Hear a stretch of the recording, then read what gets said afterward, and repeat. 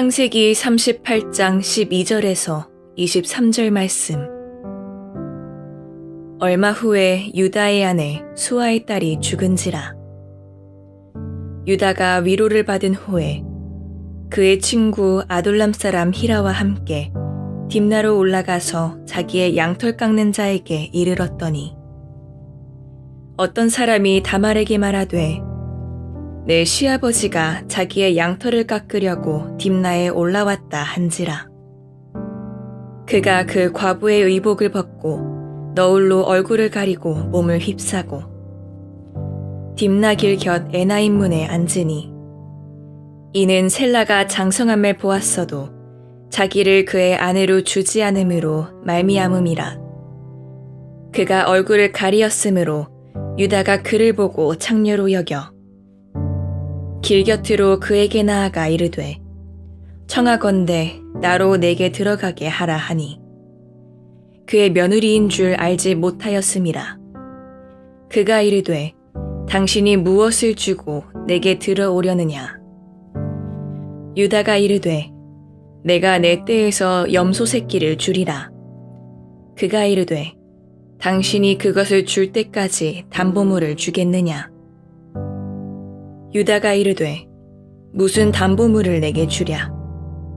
그가 이르되, 당신의 도장과 그 끈과 당신의 손에 있는 지팡이로 하라. 유다가 그것들을 그에게 주고 그에게로 들어갔더니, 그가 유다로 말미암아 임신하였더라.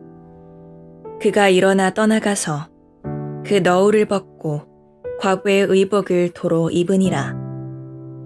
유다가 그 친구 아둘람 사람의 손에 부탁하여 염소 새끼를 보내고 그 여인의 손에서 담보물을 찾으려 하였으나 그가 그 여인을 찾지 못한지라.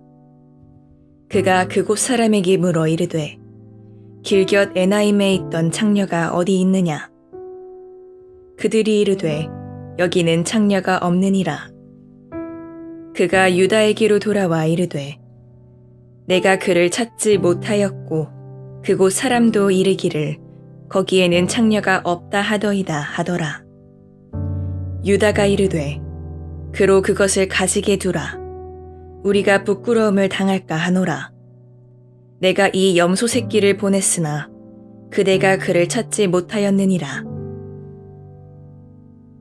샬롬. 오늘도 하나님의 말씀으로 하루를 시작하시는 여러분들에게 하나님의 은혜와 평강이 충만하게 넘치시기를 간절히 축복합니다. 2025년 4월 25일 금요일, 우리 창세기 38장 12절에서 23절 말씀을 가지고 드러나게 하시는 하나님이란 제목으로 함께 말씀 나누도록 하겠습니다. 인생 가운데 누구나 감추고 싶은 기억, 또한 그런 덮어두고 싶은 장면이 있죠. 내가 실수한 순간일 수도 있고 그 일을 생각하기에 너무나도 참 가슴이 후벼 파지는 아픈 일일 수도 있습니다. 그런 순간들이 우리 삶 가운데 종종 존재하죠. 오늘 유다에게도 그런 순간이 있었습니다. 그는 이 형제들과 함께 요셉을 팔아넘긴 주동자였는데 상처를 피해서 가나안으로 내려왔죠. 가나안 여인과 결혼해서 세 아들을 낳았지만 어제 말씀에서 봤다시피 두 아들이 먼저 죽었습니다. 막내 아들을 살리고자 하는 마음으로 다말을 친정으로 보내면서 약속을 지키지 않았고, 그리고 유다는 자신의 아내의 죽음까지 맞이하게 됐어요. 한 개인이 겪기에는 참 너무나도 어려운 일들을 겪었습니다. 그런데 유다는 그 모든 일을 절대 그걸 직면해서 해결하려고 하지 않았고 도망하고 계속 그 삶 가운데 무책임한 회피가 자리 잡혀 있었던 그런 인생이었어요. 그래서 이 창세기 38장은 상당히 좀 불편한 내용입니다. 요셉 이야기 가운데 굳이 꼈어야 할 정도로 나와 있는 말씀이지만 하나님은 굳이 이 장면을 말씀 가운데, 성경 가운데 남기셨죠. 그래서 그것이 하나님께서도 죄 가운데서도 은혜를 이루시고 하나님의 뜻을 이루어 가시는 것이라고 우리가 어제 말씀에서 배우고 함께 나눴는데, 그래서 그 속에서 구원의 역사가, 은혜가 어떻게 열리는지를 보여주는 매우 중요한 장면이기 때문에 오늘 이 말씀이 우리가 필요하다 이렇게 표현하기는 좀 그렇습니다만 중요한 말씀으로 자리 잡고 있습니다. 그래서 오늘 이 말씀을 통해서 우리가 삶 속에서 숨기고 외면했던 것들을 하나님 앞에서는 감출 수 없다는 것을 깨닫는 귀하고 복된 시간 되기를 간절히 축복합니다. 오늘 본 말씀 통해서 우리가 첫 번째로 기억해야 될 것은 다말과의 약속을 까맣게 잊은 유다의 모습입니다. 12절 말씀 이렇게 시작하는데 우리 한번 같이 읽죠. 얼마 후에 유다의 아내 수아의 딸이 죽은지라. 유다가 위로를 받은 후에 그의 친구 아둘람 사람 히라와 함께 딥나로 올라가서 자기의 양털 깎는 자에게 이르렀더니 며느리 다말을 친정으로 보내고 난 이후에 시간이 지났고 유다의 아내가 죽었고 그는 상을 마친 뒤에 친구와 함께 양털 깎는 행사에 참여하게 됩니다.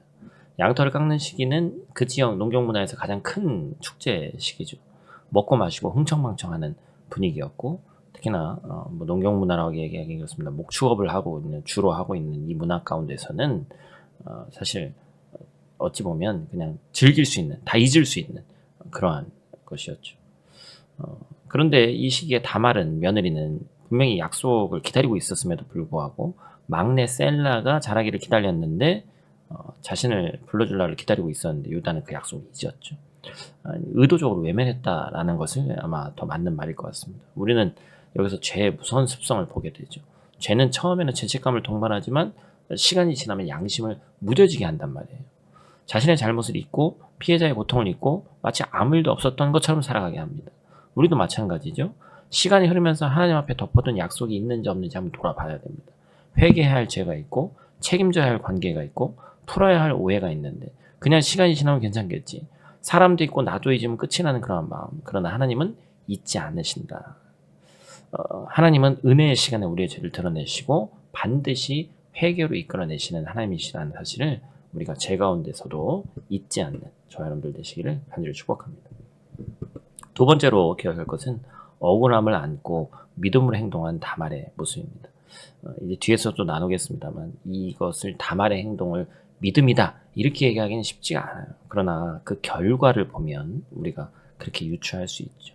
13절 말씀 보면 같이 읽죠. 어떤 사람이 다말에게 말하되 내 시아버지가 자기의 양털을 깎으려고 딥나에 올라왔다 한지라. 다말은 오랫동안 기다렸습니다. 막내 셀라가 자라기를 기다렸고 유다가 자신을 부르기를 시아버지가 자기를 부르기를 기다렸어요. 며느리의 역할이 당시에는 대를 잇는 것이기 때문에 시아버지의 말을 신뢰하고 기다렸지만 셀라가 성장했음에도 불구하고 시간이 지났는데 유다는 다말을 부르지 않았습니다. 그 마음 가운데 다말을 부르기 싫었던 것이죠. 그런데 다말은 유다 가문 안에서 한번 시집을 갔기 때문에 하나님께서 허락하신 언약 계보를 이어가기 위해서 정당하게 기다린 여인이었습니다. 그런데 그녀는 버림받았고 침묵 속에 방치됐죠. 그런데 다말은 단순히 참고 있지 않았습니다. 그녀는 행동합니다. 지금부터 나오는 이것은 참 너무나도 파격적인 것이었어요. 과부의 옷을 벗고 얼굴을 가리고 몸을 휘장으로 싸고 성문 어귀에 앉았죠. 이건 뭘 하려고 그러는 거예요? 창기의 역할을 하려고 했던 것이었습니다. 그런데 성경은 이 행위를 죄라고 직접적으로 정죄하지 않습니다. 창세기 38장의 내용은 다말의 마음이나 동기를 직접 설명하지 않고 믿음으로 행동했다는 표현도 없다고 제가 말씀드렸어요. 그러나 이 본문의 전체적인 흐름을 따라가다 보면 우리는 다말의 행동이 자신의 권리 주장이나 감정적 보복이 아니라 신중하게 또한 정당한 믿음의 행동이었다는 사실을 조심스럽게 우리가 읽을 수 있습니다.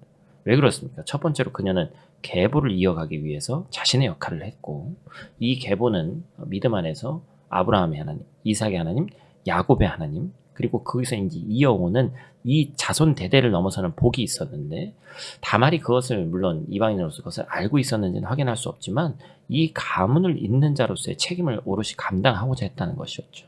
두 번째는 뭡니까? 그녀는 유다를 유혹한 후에 도장, 끈, 지팡이를 요구했습니다. 이는 유다의 정체성과 책임을 증명할 수 있는 상징들이었는데 은밀하게 끝내려고 한 것이 아니라 자신을 지킬 수 있는 방법을 지혜롭게 알고 있었고 이는 유다로 하여금 자기 죄와 책임을 마주하게 하려고 준비된 행동이죠. 셋째로 훗날 유다는 이 일을 통해서 회개의 자리에 이르죠. 그러면서 뭐라고 얘기합니까? 그것을 며느리 다말이 보여줬을 때, 징표를 보여줬을 때 그 여인이 나보다 옳도다 이렇게 표현하잖아요. 결과적으로 유다는 다말이 옳았다고 얘기합니다. 그녀의 행동이 도덕적으로 자신보다 의롭고 정당했음을 인정한 고백이었죠. 무엇보다 놀라운 일은 뭐예요? 어제도 말씀드렸지만 이 다말이 예수 그리스도의 족보에 그 이름을 올리게 되었다는 것입니다. 그렇죠? 그래서 성경의 족보는 대부분 남성만 이름을 나열하는데 예수님의 족보에는 5명의 여인의 이름이 올라가 있다고 말씀드렸죠. 그 첫 번째가 바로 다말이에요. 그녀는 침묵하지 않았고 포기하지 않았고 감정적으로 복수하지도 않았습니다. 믿음으로 정당하게 신중하게 행동했고 그 선택은 결국 유다를 회개의 자리에 이르게 했다는 사실을 우리는 기억해야 됩니다. 마지막 세 번째로 우리가 기억할 것은 죄를 감추려는 유다와 드러내시는 하나님의 모습입니다. 다시 말씀으로 돌아와서 유다는 다말을 보지만 그녀가 누구인지 알지 못했고 얼굴을 가리고 있었고 유다는 그녀를 창기로 오해합니다. 유다는 자신의 욕망을 충족시키기 위해서 다가가고 다말은 도장과 끈과 지팡이를 담보로 요구하는 거예요. 이 세 가지는 유다의 정체성을 상징하는 것이라고 말씀드렸죠. 그래서 결국에 다말은 임신을 한 채 떠나고 유다는 염소를 보내 증표를 회수하려 하지만 다말이 이미 자리를 떠났습니다. 사람들이 말합니다. 여기에는 창기가 없었다.